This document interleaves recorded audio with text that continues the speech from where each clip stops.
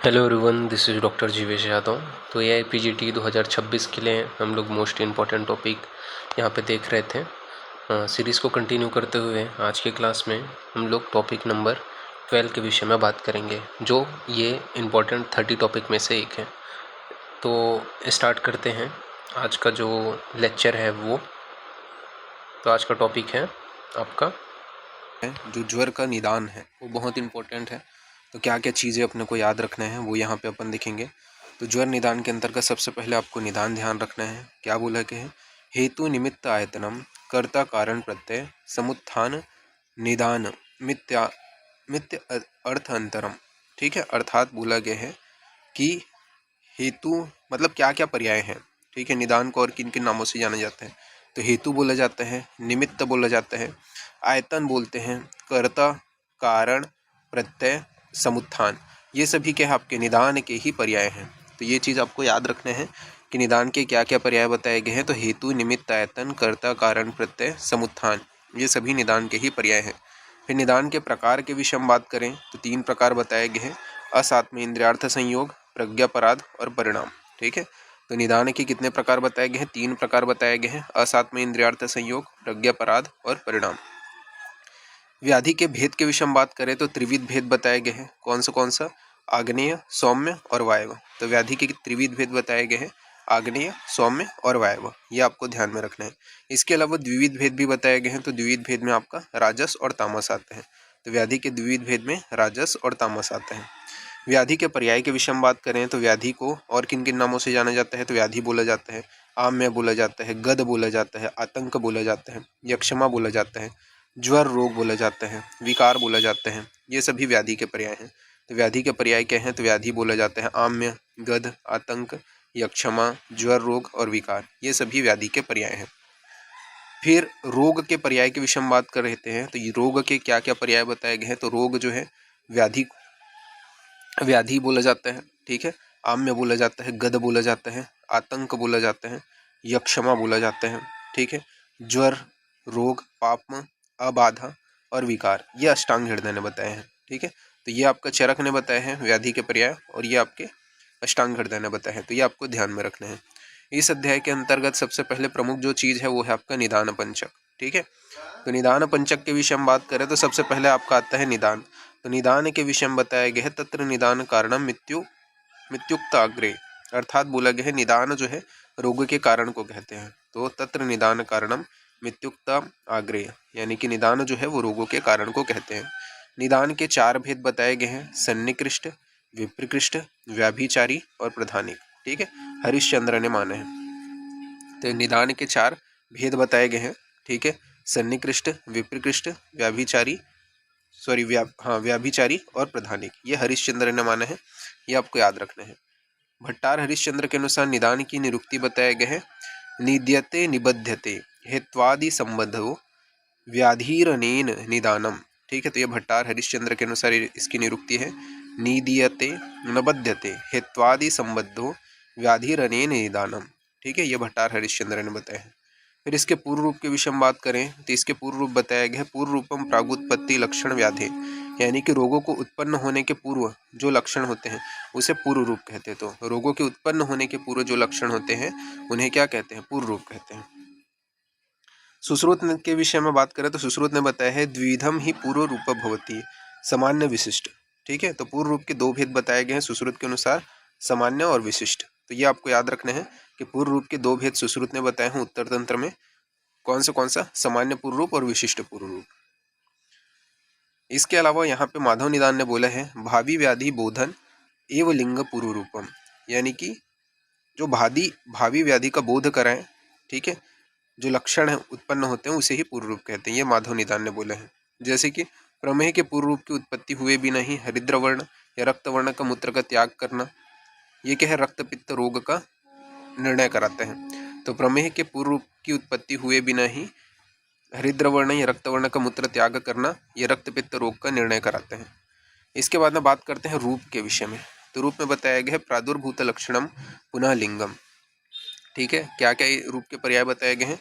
इसे लक्षण बोला जाते हैं, लिंग बोला जाता है, आकृति, चिन्ह, संस्थान, व्यंजन और रूप, ये सभी रूप के पर्याय हैं। तो लक्षण, लिंग, आकृति, चिन्ह, संस्थान, व्यंजन और रूप, ये सभी रूप के पर्याय हैं।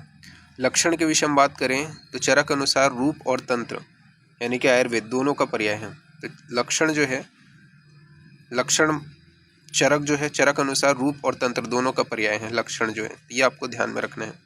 फिर उपशय के विषय में बात करें तो उपशय में बोला है उपशय पुनर्हेतु व्याधिर विपरीता नाम विप्रार्थ कारणी च औषध आहार विहाराणाम उपयोग सुखानुबंध।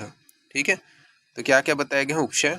तो उपशय के अंतर्गत हेतु विपरीत, व्याधि विपरीत, हेतु व्याधि उभय विपरीत, हेतु विपरीतार्थकारी, व्याधि विपरीतार्थकारी, हेतु व्याधि उभय विपरीतार्थकारी, ये सभी के हैं आपके उपशय के भेद हैं। कौन सा हेतु विपरीत, व्याधि विपरीत, हेतु व्याधि उभय विपरीत, हेतु विपरीतार्थकारी, व्याधि विपरीतार्थकारी, हेतु व्याधि उभय विपरीतार्थकारी। औषध, अन्न और विहार के परिणाम में सुखद उपयोग को उपशय कहते हैं। तो औषध, अन्न तथा विहार के परिणाम में सुखद जो उपयोग होता है उसे क्या कहते हैं, उपशय कहते हैं। उपशय के भेद जो है वो चरक ने 6 बताए और चक्रपाणी ने 18 बताए हैं। तो उपशय के भेद चरक ने 6 बताए और चक्रपाणी ने 18 बताए हैं। उपशय के विषय में बात करें तो औषध, अन्न और विहार के आधार पे सबसे पहला आपका हेतु विपरीत। तो हेतु विपरीत जो औषध है उसके अंतर्गत शीत, कफत, ज्वर में शुंठी आदि उष्ण औषध का प्रयोग करना, ये क्या है, हेतु विपरीत औषध का एग्जाम्पल है। तो ये पूछा जाता है कि शीत, कफज, ज्वर में शुंठी आदि उष्ण औषध का प्रयोग करना, ये कौन से प्रकार का उपशय का एग्जाम्पल है। तो ये हेतु विपरीत औषध का एग्जाम्पल है। इसके बाद में बात करते हैं हेतु विपरीत अन्न के विषय में। तो हेतु विपरीत अन्न के एग्जाम्पल क्या है, तो श्रम व वातजन्य ज्वर में मांस, रस व भात का प्रयोग करना। तो श्रम व वातजन्य ज्वर में मांस, रस व भात का प्रयोग करना, ये हेतु विपरीत अन्न का एग्जाम्पल है। फिर हेतु विपरीत विहार के विषय में बात करते हैं। तो हेतु विपरीत विहार में बताया गया है कि दीवा स्वप्न से उत्पन्न कफ में रात्रि जागरण करना, ये हेतु विपरीत विहार के एग्जाम्पल है। तो दीवा स्वप्न से उत्पन्न कफ में रात्रि जागरण करना, ये हेतु विपरीत विहार के एग्जाम्पल है। फिर व्याधि विपरीत औषध के विषय में बात करते हैं। तो व्याधि विपरीत औषध के एग्जाम्पल क्या है, तो अतिसार में स्तंभनार्थ कूटज का प्रयोग करना, ये क्या है, व्याधि विपरीत औषध के एग्जाम्पल है। तो अतिसार में स्तंभनार्थ कूटज का प्रयोग करना, ये क्या है, व्याधि विपरीत औषध के एग्जाम्पल है। फिर व्याधि विपरीत अन्न के विषय में बात कर लेते हैं। तो व्याधि विपरीत अन्न के एग्जाम्पल है अतिसार में स्तंभनार्थ मसूर का प्रयोग करना। तो अतिसार में स्तंभनार्थ मसूर का प्रयोग करना, ये क्या है, व्याधि विपरीत अन्न के एग्जाम्पल है। फिर व्याधि विपरीत विहार के एग्जाम्पल के विषय में बात करते हैं। तो उदावर्त में प्रवाहन कराना, ये व्याधि विपरीत विहार के एग्जाम्पल है। तो उदावर्त में प्रवाहन कराना, ये व्याधि विपरीत विहार के एग्जाम्पल है। फिर हेतु व्याधि उभय विपरीत औषध के विषय में बात कर लेते हैं। तो हेतु व्याधि उभय विपरीत औषध में बताया गया है कि वातिक शोथ में वातहर तथा शोथहर दशमूलक वात का प्रयोग करना। तो हेतु व्याधि उभय विपरीत औषध में बताया गया है कि वातिक शोथ में वातहर तथा शोथहर दशमूलक वात का प्रयोग करना। फिर हेतु व्याधि उभय विपरीत अन्न के विषय में बताया गया है कि वात कफजन्य ग्रहणी में तक्र का प्रयोग करना। तो वात कफजन्य ग्रहणी में तक्र का प्रयोग करना, ये हेतु व्याधि उभय विपरीत अन्न के एग्जाम्पल है। फिर हेतु व्याधि उभय विपरीत विहार के विषय में बात करते हैं। तो स्निग्ध पदार्थों के सेवन और दीवा स्वप्न से उत्पन्न तंद्रा में रुक्ष रात्रि जागरण करना, ये क्या है, हेतु व्याधि उभय विपरीत विहार के एग्जाम्पल हैं। तो स्निग्ध पदार्थों के सेवन और दीवा स्वप्न से उत्पन्न तंद्रा में रुक्ष रात्रि जागरण करना, ये क्या है, हेतु व्याधि उभय विपरीत विहार का एग्जाम्पल है। तो ये आपको ध्यान में रखना है। फिर हेतु विपरीतार्थकारी जो औषध है उसके विषय में बात कर लेते हैं। तो हेतु व्याधि विपरीतार्थकारी औषध का एग्जाम्पल क्या है, तो पित्तज व्रण में उष्ण उपनाह का प्रयोग करना, ये क्या है, हेतु विपरीतार्थकारी जो औषध है उसका एग्जाम्पल है। ठीक है। फिर हेतु विपरीतार्थकारी जो आपका अन्न है उसके एग्जाम्पल क्या है, तो पित्तज व्रण में विदाही अन्न का प्रयोग करना। तो पित्तज व्रण में विदाही अन्न का प्रयोग करना, ये क्या है, हेतु विपरीतार्थकारी अन्न के एग्जाम्पल है। फिर हेतु विपरीतार्थकारी विहार के एग्जाम्पल क्या है, तो वातज उन्माद में भय दर्शन करना, ये क्या है, हेतु विपरीतार्थकारी विहार का एग्जाम्पल है कि वातज उन्माद में भय दर्शन करना। फिर व्याधि विपरीतार्थकारी औषध के एग्जाम्पल के विषय में बात कर लेते हैं। तो व्याधि विपरीतार्थकारी औषध के एग्जाम्पल क्या है, तो छर्दी रोग में वमन कारक मदन फल का प्रयोग करना, ये क्या है, व्याधि विपरीतार्थकारी औषध के एग्जाम्पल है। तो छर्दी रोग में वमन कारक जो मदन फल है उसका प्रयोग करना, ये क्या है, व्याधि विपरीतार्थकारी औषध के एग्जाम्पल है। फिर व्याधि विपरीतार्थकारी अन्न के विषय में बात कर लेते हैं। तो अतिसार में विरेचनार्थ दूध का प्रयोग करना, ये क्या है, व्याधि विपरीतार्थकारी औषध का एग्जाम्पल है। तो व्याधि अन्न का एग्जाम्पल है। ठीक है, तो अन्न का एग्जाम्पल क्या है? व्याधि विपरीतार्थकारी अन्न का, तो अतिसार में विरेचनार्थ दूध का प्रयोग करना। फिर व्याधि विपरीतार्थकारी विहार के एग्जाम्पल क्या है? तो छर्दी रोग में वमन कराने के लिए प्रवाहन करना। तो छर्दी रोग में वमन कराने के लिए प्रवाहन करना, ये व्याधि विपरीतार्थकारी विहार के एग्जाम्पल है। फिर हेतु व्याधि उभय विपरीतार्थकारी औषध के एग्जाम्पल क्या है? तो प्लुष्ट अग्निदग्ध में उष्ण अगरू के लेप का प्रयोग करना तथा प्रतिविष की चिकित्सा करना। तो हेतु व्याधि उभय विपरीतार्थकारी जो आपका औषध है उसके एग्जाम्पल क्या है? तो प्लुष्ट अग्निदग्ध में उष्ण अगरू का लेप लगाना व प्रतिविष की चिकित्सा करना। हेतु व्याधि उभय विपरीतार्थकारी अन्न का एग्जाम्पल क्या है? तो मद्यपान जन्य मदात्य में मध्य कारक मद्य का पान कराना। ठीक है, तो मद्यपान जन्य मदात्य में मध्य कारक मद का पान कराना, ये क्या है? हेतु व्याधि उभय विपरीतार्थकारी आपका अन्न का एग्जाम्पल है। फिर हेतु व्याधि उभय विपरीतार्थकारी विहार का एग्जाम्पल क्या है? तो व्यायाम जनित समूढ़वात में जल में तैरना। तो व्यायाम जनित समूढ़वात में जल में तैरना, ये क्या है? हेतु व्याधि उभय विपरीतार्थकारी विहार का एग्जाम्पल है। फिर निदानोक्त अनुपशय के विषय में बात कर लेते हैं। तो चरक ने अनुपशय का निदान में ही अंतर्भाव कर दिया है। तो चरक ने क्या है? अनुपशय का निदान में ही अंतर्भाव कर दिया है। अनुपशय किसको बोलते हैं? तो उपशय से विपरीत को अनुपशय कहते हैं, इसी को ही व्याधि आसातम में भी बोला जाता है। तो उपशय के विपरीत को अनुपशय कहते हैं, इसी को ही क्या है? व्याधि आसातम में भी बोले जाते हैं। फिर बात करते हैं संप्राप्ति के विषय में। तो संप्राप्ति के क्या क्या पर्याय बताए गए हैं? तो जाति और अगति, ये एक दूसरे के पर्याय हैं। ठीक है, तो जाति और अगति ये आपको ध्यान में रखना है। संप्राप्ति के विषय में बताया है आचार्य चक्रपाणि ने, तस्माद व्याधिजनक दोष व्यापार विशेष मुक्ते व्याधिज में संप्राप्ति। ठीक है, संप्राप्ति के भेद के विषय में बात करें तो 5 बताए गए हैं: संख्या, प्राधान्य, विधि, विकल्प और बल। ठीक है, विशेष विज्ञते। ठीक है, तो संख्या, प्रधान, विधि, विकल्प, बल काल के आधार पे इसके 5 प्रकार बताए गए हैं। वांग भट्ट ने भी 5 प्रकार बताए हैं: संख्या, विकल्प, प्राधान्य, बल, काल, विशेष। ठीक है, तो ये आपको ध्यान में रखना है। वांग भट्ट ने बल संप्राप्ति और काल संप्राप्ति को अलग अलग माना है, तो ये चीज याद रखना। वांग भट्ट ने बल संप्राप्ति और काल संप्राप्ति दोनों को अलग अलग माना है, जबकि चक्रपाणि ने बल काल विशेष एक ही संप्राप्ति माना है। तो चक्रपाणि ने क्या है, जो चरक है, उन्होंने क्या है? बल काल विशेष को एक ही संप्राप्ति माना है, जबकि वांग भट्ट ने बल संप्राप्ति और काल संप्राप्ति दोनों को अलग अलग माना है। विधि संप्राप्ति का वर्णन आचार्य चरक ने किया है। तो विधि संप्राप्ति का वर्णन किसने किया है? आचार्य चरक ने किया है। संख्या जो है उसके विषय में बात कर लेते हैं।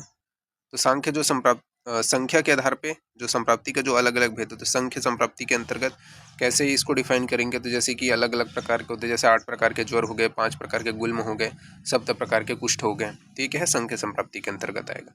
प्राधान्य संप्राप्ति के विषय में बताया है, प्राधान्यम पुनर्दोषाणाम तरताम उभ्यम उपलभ्यते। ठीक है, तो ये जो प्रधान दोष है उसके आधार पे प्रधान संप्राप्ति होता है। ठीक है, अष्टांग हृदय ने निदान स्थान में बताया है, स्वतंत्र परतंत्राभ्या व्याधो प्रधान दिशेत।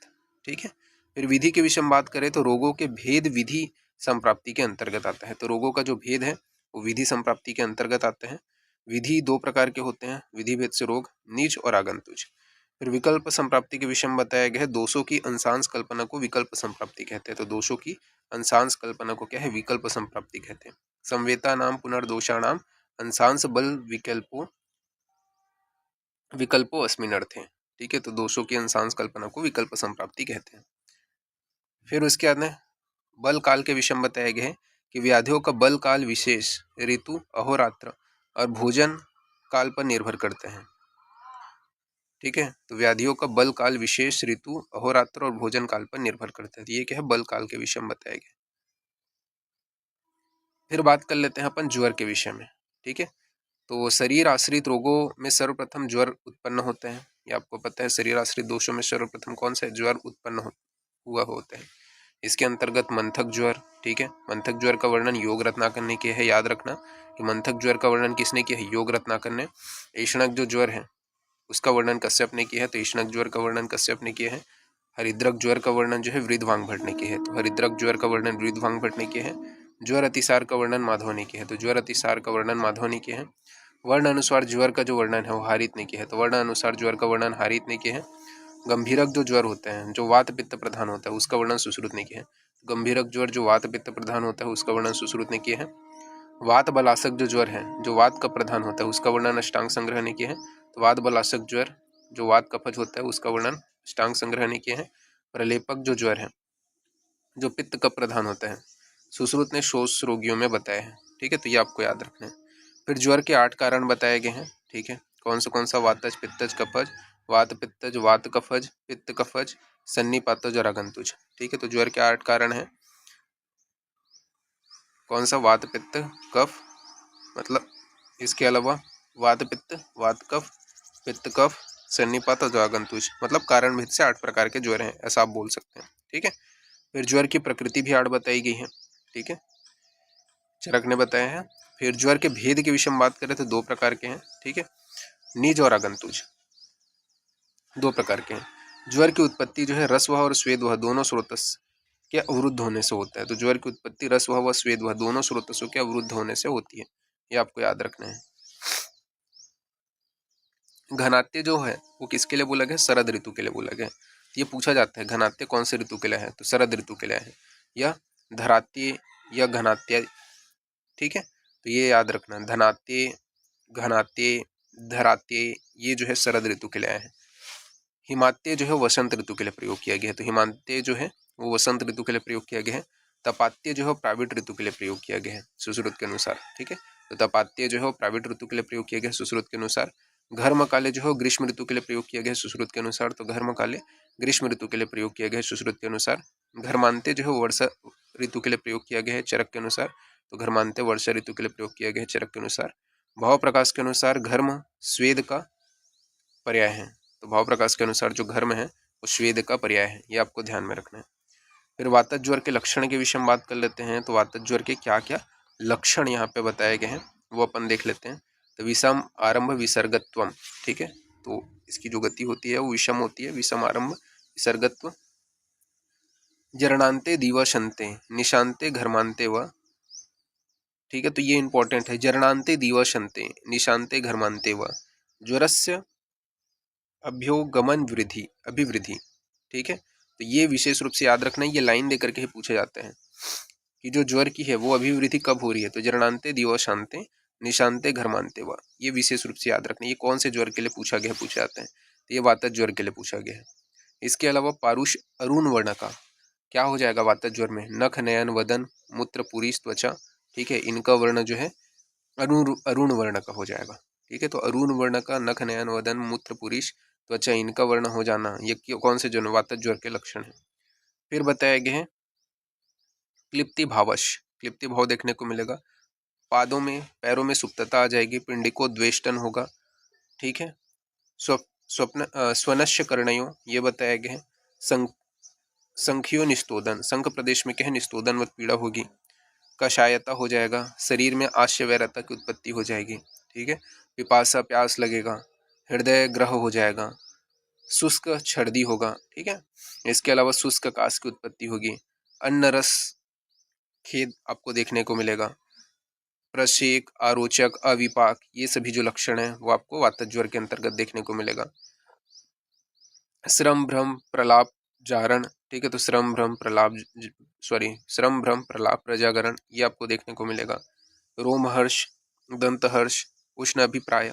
ठीक है, तो ये सभी आपको देखने को मिलता है, तो ये आपको ध्यान में रखना। फिर पित्तज ज्वर का लक्षण क्या बताया गया है? तो पित्तज ज्वर का जो लक्षण है वो अपन देख लेते हैं। तो यहाँ पे बताया गया युग पदे केवले शरीरे ज्वरस्य अभ्युपगमन अभिवृद्धि। ठीक है, ये पित्तज ज्वर का लक्षण है। भुक्तस्य विदाह काले मध्येन दीने अर्धरात्रे सरादि। ठीक है, तो ये इंपॉर्टेंट है। क्या बताया गया है कि अभ्युपगमन अधिवृद्धि कब हो रहा है? तो युग पदे देव काले। ठीक है, तो ये किसका लक्षण है? तो युग पदे देव काले शरीरस्य ज्वर अभ्युपगमन अभिवृद्धि। ठीक है, तो ये पित्तज ज्वर का लक्षण है, ये इंपॉर्टेंट है, ध्यान रखना। फिर भुक्तस्य विदाह काले मध्य अधिदिने अर्धरात्रे। ठीक है, इसके अलावा हरित वर्ण का। ठीक है, हरित व हरित द्रव वर्ण का क्या हो जाएगा आपका? नख नयन वदन मूत्र पुरीश त्वचा ये आपको देखने को मिलेगा। तो हरिद्र वर्ण का नख नयन वदन मूत्र पुरीश त्वचा आपको देखने को मिलेगा।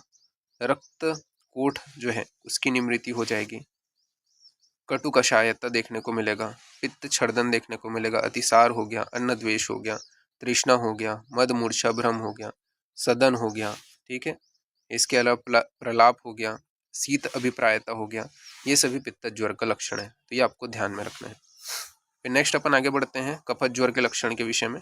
तो कफत ज्वर का लक्षण क्या बताया गया है? तो कफत ज्वर का लक्षण बताया गया अन्न अभिलाषा का होना, ठीक है। इसके अलावा मधुमधुरियता हो गया, छर्दी हो गया, ठीक है, शैत्यता हो गया। इसके अलावा इसका प्रमुख लक्षण आपको याद रखना है, अभिवृद्धि कब हो रहा है? युग पदे केवले शरीरे, ठीक है। तो ये जो है अभिवृद्धि इसका भी युग पदे केवले शरीरे, ये आपको याद रखना है। भुक्ते मात्रे पूर्वाहंते, पूर्व रात्रे वसंत काले विशेषण, ठीक है। कैसा हो जाएगा आपका जो श्वेत वर्ण का नख नयन वदन मूत्र पुरीष त्वचा, ये आपको देखने को मिलेगा। शीत पिंडिकाओं की उत्पत्ति होगी, मृद अग्निता होगा, हल्लास होगा, हृदयोपक्लेब होगा, तंद्रा, काश, श्वास, प्रतिशय, उष्णभिताप, ये सभी आपको देखने को मिलेगा। मुख माधुर्य बताया गया, तो मुख माधुर्य में कफज ज्वर, ठीक है, कफज पांडु, कफज आरोचक, ये लक्षण देखने को मिलेगा। तो मुख माधुर्य में कफज ज्वर, कफज पांडु व कफज आरोचक के लक्षण देखने को मिलते हैं। आगंतुक ज्वर का लक्षण क्या है? तो अभिघात, अभिसंग, अभिचार, अभिशाप। तो अभिघात में बताया गया है कि प्रमुख रूप से वायु और दुष्ट शोणितजन्य होते हैं, ठीक है। अभिघात जो ज्वर होते हैं वो वायु और दुष्ट शोणितजन्य होते हैं, जबकि अभिसंगत जो ज्वर होते हैं वो वात पित्तजन्य होते हैं। तो अभिसंगत ज्वर वात पित्तजन्य होते हैं। अभिचारक जो ज्वर होता है वो सन्निपातज होता है, अभिशापक जो ज्वर होता है वो भी सन्निपातज होता है, तो ये आपको याद रखना है। फिर ज्वर का एक काल लक्षण के विषय में बात कर लेते हैं। तो यहाँ पे बताया गया है ज्वरस्त्वे एवं संताप लक्षणम, ठीक है। तो संताप जो है वो एक काल लक्षण है प्रमुख रूप से। ज्वर का प्रत्यात्म लक्षण के विषय में बात करें तो ज्वर प्रत्यात्मिकम लिंगम संतापो देहमानसा, ठीक है। तो शरीर और मन में संताप का उत्पन्न होना, ये क्या है? ज्वर का प्रत्यात्म लक्षण है। फिर ज्वर के पूर्व रूप के विषय में बात कर लेते हैं। तो पूर्व रूप में क्या क्या लक्षण देखने को मिलेगा? तो मुख वैरस्यता देखने को मिलेगा, गुरु गात्रता की उत्पत्ति होगी, अन्न अभिलाषा की होना, निद्रा आधिक्य को होना, जृंभा को होना, श्रम भ्रम प्रलाप प्रजागरण, ठीक है, रोमहर्ष दंतहर्ष का होना, अर्ति का होना, विनाम का होना, वेपथु हो गया, शब्द शीत वात आतप सहस्रता हो गया, प्रतिपता स्वकार्येषु, ठीक है। इसके अलावा अल्प प्राण हो गया, दीर्घ सूत्रता हो गया, गुरुणाम वाक्यस्य भविष्यो हो गया। इसके अलावा स्वधर्मेश्व चिंतना, ठीक है, माल्य अनुलेप, भोजन परिक्लेशन, ठीक है, तो ये आपको देखने को मिलते हैं। तो मुख वैरस से गुरु गात्रता, ये ज्वर का पूर्व रूप का लक्षण है, पूछा जाता है।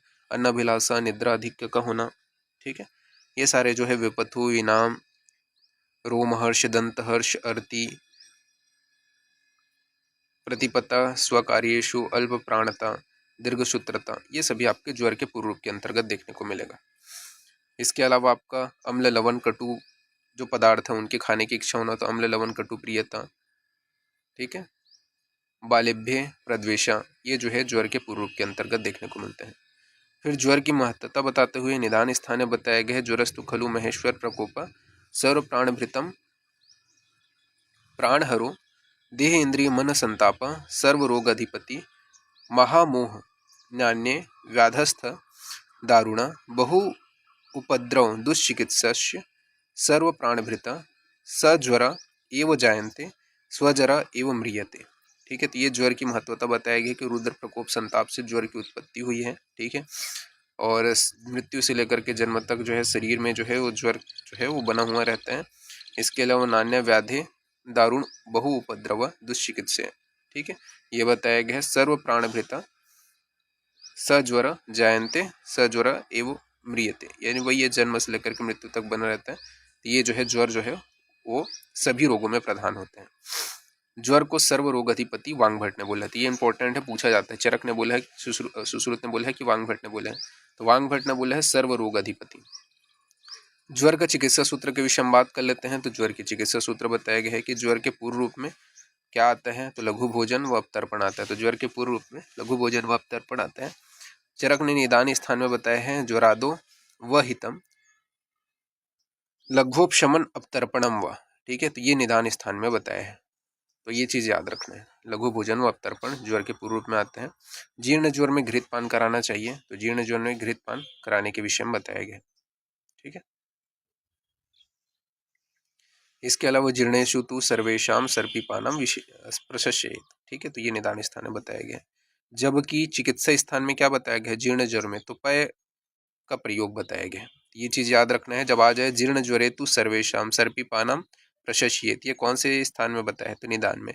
जबकि जीर्ण ज्वरे सर्वेषा पय प्रश्मनम परम, ठीक है, तो प्रश्मनम परम पय प्रश्मनम परम ये जो है चिकित्सा स्थान के हैं। इसके अलावा वातिक ज्वर में धरोष्ण दूध का सेवन करने के लिए बताया है, तो वात पित्त ज्वर में धरोष्ण दूध का प्रयोग बताया गया, तो वात पित्त ज्वर में धरोष्ण दूध का प्रयोग बताया गया। फिर घृत की उपयोगिता के विषय में बात कर लेते हैं, तो यहाँ पे बताया गया स्नाहात वात सम्यति, ठीक है, वात का समन करता है स्नेह, सत्यात पित्त निक्षयेत, घृतात तुल्य गुणम दोषा संस्कारस्य जयते कपम, यानी कि जो घृत होता है वो वात का शमन करता है, ठीक है, पित्त को शांत करते हैं, साथ ही साथ घृत जो है वो संस्कारों का अनुवर्तन करने का काम करता है, ठीक है, इसी वजह से जो घृत है वो उपयोगी है। इसके अलावा यहाँ पे बताया गया नान्य स्नेहस्तस्य कश्चित संस्कार अनुवर्तते यथा सर्पी सर्पी सर्व स्नेह उत्तम मतम, ठीक है, मतलब स्निग्ध गुण होने की वजह से वात का समन करेगा, शीत वीर्य वाला होने की वजह से पित्त का समन करता है, और संस्कारों का अनुवर्तन करने की वजह से कफ का शमन करता है। इस वजह से आपका जो घृत है वो क्या है, प्रधान होता है, ठीक है। अब यहाँ पे ज्वर का जो है चिकित्सा स्थान के आधार पे कुछ चीजें जो है वो भी अपन देख लेते हैं। तो ज्वर की जो संज्ञा है, ज्वर को और किन किन नामों से जाना जाता है या पर्याय क्या क्या है, ऐसा पूछा जा सकता है, ठीक है। तो चरक ने क्या क्या बोला है ज्वर को, तो सर्व रोग अग्रजा, ठीक है, तो सर्व रोग अग्रजा बोले हैं, रोग राड बोले हैं, सर्व रोग अधिपति बोले हैं, तो ये चरक ने बोले हैं। तो सर्व रोग अग्रजा, रोग राट, सर्व रोग अधिपति, ये चरक ने बोले हैं। इसके अलावा सुश्रुत ने क्या बोले हैं, तो रोगनी कराट, तो रोगनी कराट हो गया, रुद्र कोप अग्नि संभूत, सर्वभूताना सर्वभूतानापन, सर्व विकारण में राजा, ठीक है, तो ये सुश्रुत ने बोला है। तो रोगनी कराट, रुद्रकोप, अग्निशंभु, सर्वभूतानुपन, सर्व विकारण में राजा, ये सुश्रुत ने बोले हैं, तो ये आपको याद रखना है। इसके अलावा वांग भट्ट ने क्या क्या बोले हैं, तो वांग भट्ट ने रोगपति हो गया, पापम हो गया, मृत्यु हो गया, ओजो ओजोशन हो गया, क्रोध अंतक हो गया, ये सभी वांग भट्ट ने बोले हैं। तो रोगपति, पापम, मृत्यु, ओजोशन, क्रोध अंतक, ये जो है वांग भट्ट ने बोले हैं। फिर ज्वर के पर्याय के विषय में बात कर लेते हैं। तो चरक ने चिकित्सा स्थान पे यहाँ पे बोले है ज्वर विकारो रोग रोगस्य व्याधिरतंक एवच, एको अर्थे नाम पर्याय विधेय अभिधीयते, तो क्या क्या है, ज्वर बोला जाता है, विकार, रोग, व्याधि, आतंक, ये सभी ज्वर के पर्याय हैं। फिर व्याधि के पर्याय के विषय में बात करें तो व्याधि का पर्याय ज्वर, विकार, रोग, व्याधि, आतंक, आम्य, गद, यक्षमा, ये सभी व्याधि के पर्याय हैं। चरक ने क्या बोला है, तत्र व्याधिरामयो गद आतंको यक्षमा ज्वरो विकारो इत्यर्थांतरम, ठीक है, चरक अनुसार ज्वर और व्याधि ये दोनों क्या है, एक दूसरे के पर्याय हैं। फिर ज्वर की प्रकृति के विषय में बात कर लेते हैं। तो चरक ने चिकित्सा स्थान पे बताया है क्षय तमो ज्वर पापमा मृत्युशोक्त यमात्मक, ठीक है, तो ज्वर जो है उसकी प्रकृति बताया गया, क्षय होता है, क्षय तमो ज्वर पापमा मृत्युशोक्त यमात्मक, ठीक है। फिर ज्वर की प्रकृति या प्रथम उत्पत्ति के ज्वर की प्रवृत्ति या प्रथम उत्पत्ति के विषय में बताया गया प्रवृत्तस्तु परिग्रह, यानी कि ज्वर का प्रादुर्भाव जो है वो परिग्रह से हुआ है, ज्वर का प्रादुर्भाव क्या है, परिग्रह से हुआ है, ये आपको याद रखना है। ज्वरोत्पत्ति के विषय में बात कर लेते हैं। तो चरक ने चिकित्सा स्थान में बताया है निदान पूर्व उद्दिष्टम रुद्रकोपस्य दारुणा, ठीक है, ये जो है चिकित्सा स्थान में चरक ने बताया है कि निदान पूर्व उद्दिष्टम रुद्रकोपस्य दारुणा, ये ज्वरोत्पत्ति में बताया है। जबकि चरक निदान के अनुसार ज्वरोत्पत्ति क्या बताया है, ज्वरस्तु खलु महेश्वर कोप प्रभुआ, ठीक है, तो महेश्वर प्रकोप से ज्वर की उत्पत्ति ये निदान में बताया गया है। तो चिकित्सा और निदान दोनों में क्या अंतर है वो ध्यान में रख। माधव निदान ने क्या बताया है, दक्ष अपमान संक्रुद्धे रुद्र निश्वास संभव ज्वरो अष्टधा पृथक द्वंद संघात आगंतु जिस्मृता, ठीक है, तो वही है कि दक्ष के अपमान की वजह से संक्रुद्ध होकर के जो रुद्र प्रकोप के निश्वास से जो है जो ज्वर है उसकी उत्पत्ति बताया है माधव निदान ने। इसके अलावा सुश्रुत ने क्या बताया है, तो जन्मादौ निधने चैव प्रायो विशन्ति देहिनः अतः सर्व विकाराणामय राजा प्रकृतिता। ठीक है, तो ये जो है जन्म से लेकर के मृत्यु तक जो है शरीर में बना रहता है, ये जो है सुश्रुत ने बताया है, और इसे क्या है, सभी विकारों का सर्व विकाराणाम राजा बताया है, तो ये याद रखना है।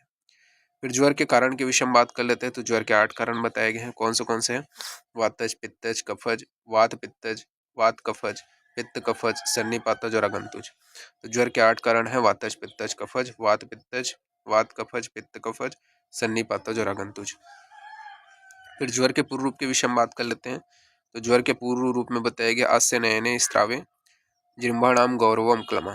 ठीक है, तो आलस्य की उत्पत्ति होते हैं नयन से स्त्राव होना। ठीक है, जृंभा की उत्पत्ति होना, गौरवता की उत्पत्ति होना, क्लम होना, ये क्या है ज्वर के पूर्व रूप में देखने को मिलते हैं। इसके अलावा ज्वलन, ताप, वायव, अंबु, भक्ति, द्वेष, निश्चयते। ठीक है, तो ये क्या है पूर्व रूप में बताया गया। इसके अलावा चिकित्सा स्थान में बताएगा अविपाक की उत्पत्ति होना, वैरसत्य की उत्पत्ति होना। इसके अलावा बल वर्ण की हानि होना। ठीक है, ये क्या है आपके पूर्व रूप के अंतर्गत आते हैं। ज्वर लक्षणम अग्रजा।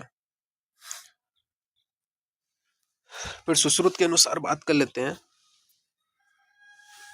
तो सुश्रुत ने पूर्व रूप में बताया है श्रम, अर्थी, वर्णता की उत्पत्ति होना, वैरस्य की उत्पत्ति होना, नयन प्लव की उत्पत्ति होना, इच्छा द्वेष का होना, मूरशापी, शीत वातस्य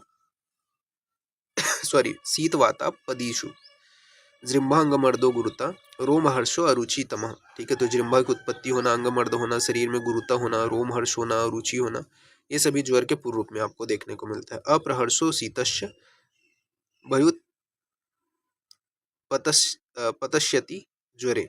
ठीक है, तो ये आपको याद रखना है। फिर विशिष्ट पूर्व रूप के अंतर्गत सुश्रुत ने यहाँ पे बताया गया है। तो विशिष्ट पूर्व रूप में बताया है सामान्यतो विशेषतु जृंभा अत्यर्थ समीरणता पित्त नयनोदाह कफान अभिनंदनम। ठीक है, तो ये सुश्रुत ने बताया। तो ये विशिष्ट पूर्व रूप को ध्यान में रखना है। फिर वातज जो ज्वर है उसके विषय में बताया गया है कि वातज ज्वर जो है जृंभा। ठीक है, वातज ज्वर का प्रमुख लक्षण क्या है? जृंभा। पित्त ज्वर का विशिष्ट लक्षण क्या है? नयन में दाह होना। और कफज ज्वर का विशिष्ट लक्षण क्या है? अरुचि। तो वातज ज्वर का विशिष्ट लक्षण जृंभा, पित्त ज्वर का नयन दाह और कफज ज्वर का क्या है? अरुचि बताया गया। फिर ज्वर के अधिष्ठान के विषय में बात कर लेते हैं। तो केवलम समनस्क ज्वरा अधिष्ठान मुचेत, यानी कि मन सहित संपूर्ण शरीर जो है वो ज्वर का अधिष्ठान है। तो मन सहित संपूर्ण शरीर क्या है? ज्वर का अधिष्ठान होते हैं। फिर ज्वर का प्रत्यात्म लक्षण के विषय में बात करते हैं। तो ज्वर प्रत्यात्मिकम लिंगम संतापो देहमानस। तो शरीर में वही है संताप की उत्पत्ति होना। ठीक है, वो क्या है? प्रत्यात्म लक्षण है। ज्वर का एकल लक्षण भी जो है क्या है? संताप है। तो ये आपको ध्यान में रखना है। फिर ज्वर की सामान्य संप्राप्ति के विषय में बताया गया है। तो निदान स्थान के अनुसार ज्वर की सामान्य संप्राप्ति क्या है? मिथ्या आहार विहारभ्य दोषा मास्य आश्रय बहिर्विन्नस्य कोष्ठाग्नि ज्वरधस्य रसानुगता। ठीक है, तो क्या है? मिथ्या आहार विहार सेवन करने की वजह से दो समास्य में आश्रित होकर के जो अग्नि है उसको कोष्ठ से बाहर करके रस धातु का अनुवर्तन करते हुए क्या है? ज्वर की उत्पत्ति करते हैं। ठीक है,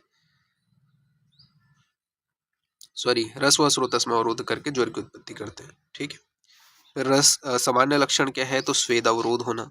ठीक है, स्वेद का अवरोध होना, संताप की उत्पत्ति होना, सर्वग्रहणम तथा। ठीक है, तो ये आपको याद रखना है। स्वेदावरोध, संताप, सर्वांग अंग्रहणम। ठीक है, ये आपका बताया गया है।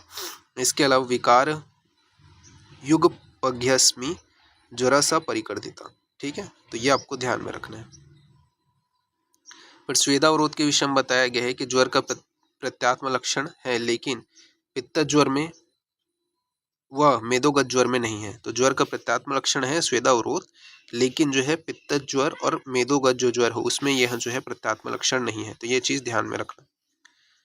फिर ज्वर के भेद के विषय में बात करते हैं। तो सुश्रुत व वांग ने ज्वर के 8 भेद बताए हैं। तो सुश्रुत व वांग ने ज्वर के 8 भेद बताए हैं। चरक ने 2 भेद बताए हैं।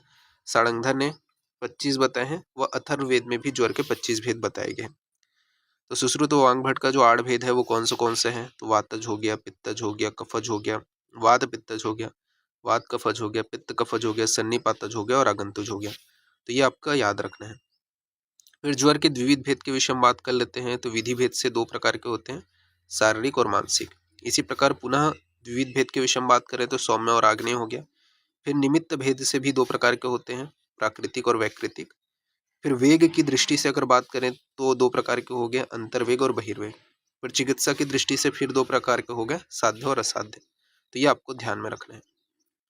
फिर दोषों के काल बल के अनुसार बात करें तो दोषों के काल व बला के जो आपका बल है उसके अनुसार, बलाबल के अनुसार अगर बात करें तो कितने हैं, 5 हैं। कौन सा, संतत, सतत, अन्य दूषक, तृतीयक और चतुर्थक।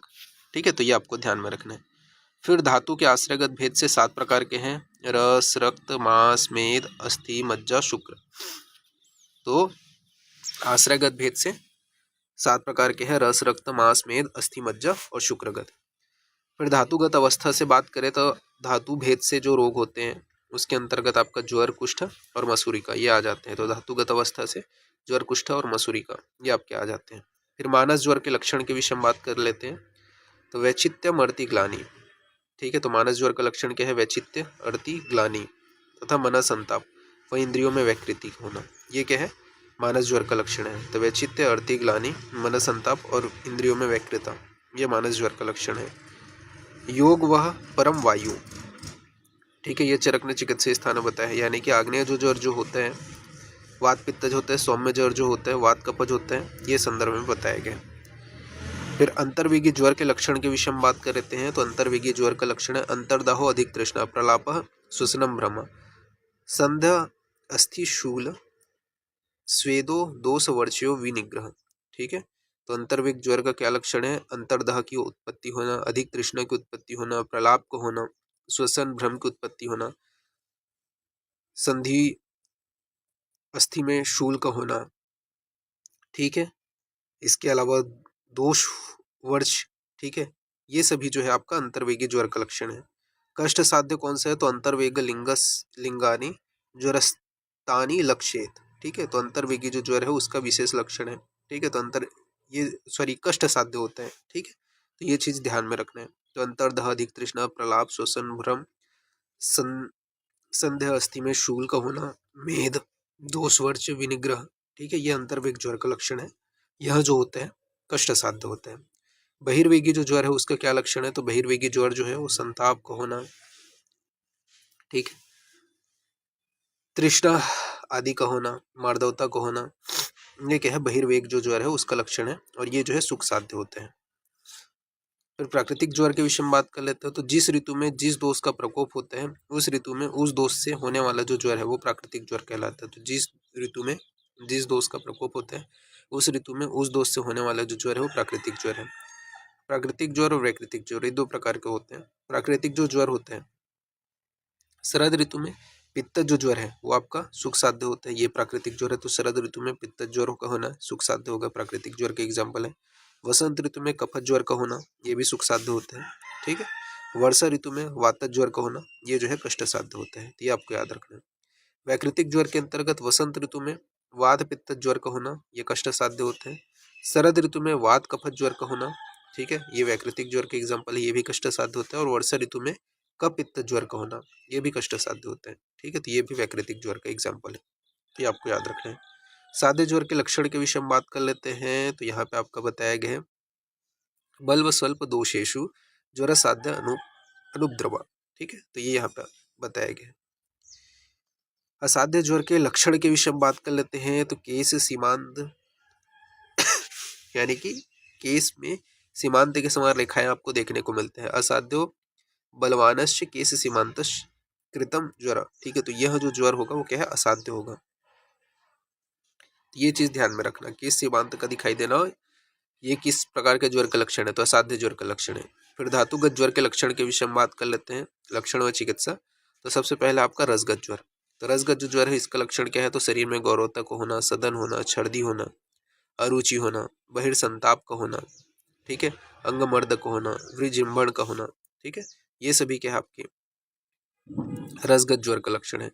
तो गौरव, सदन, छर्दी, अरुचि, बहिर्संताप, ठीक है, अंगमर्द का होना, विजृंभण का होना, ये रसगत ज्वर का लक्षण है। इसमें अपन चिकित्सा में वमन व उपवास चिकित्सा कराते हैं।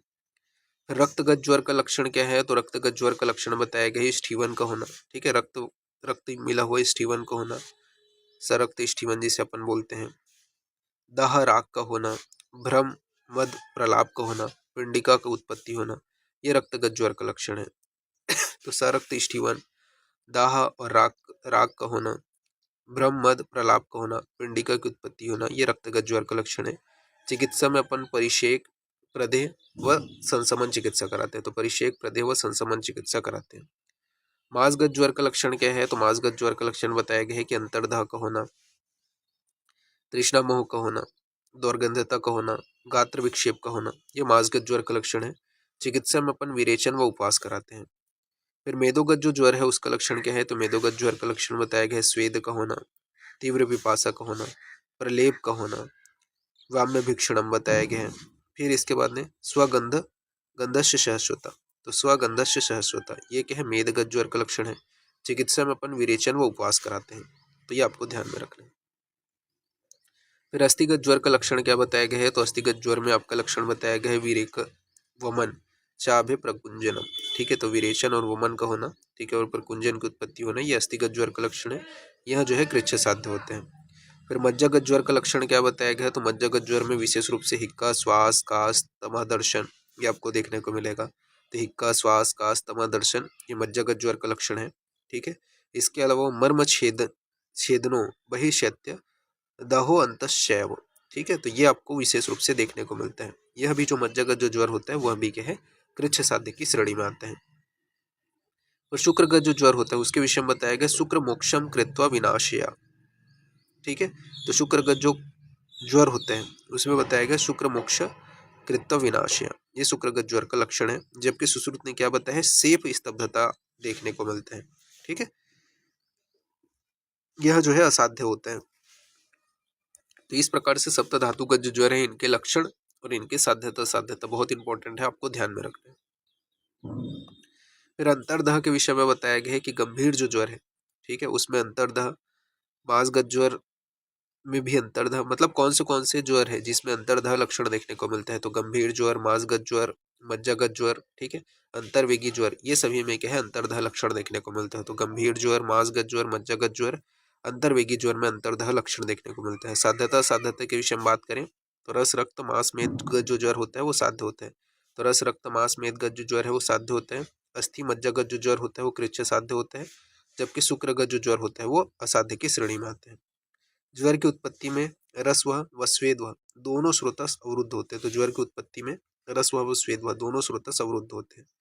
शरीर आश्रित रोगों में सर्वप्रथम ज्वर उत्पन्न होता है। तो शरीर आश्रित रोगों में सर्वप्रथम क्या है? ज्वर की उत्पत्ति बताया गया।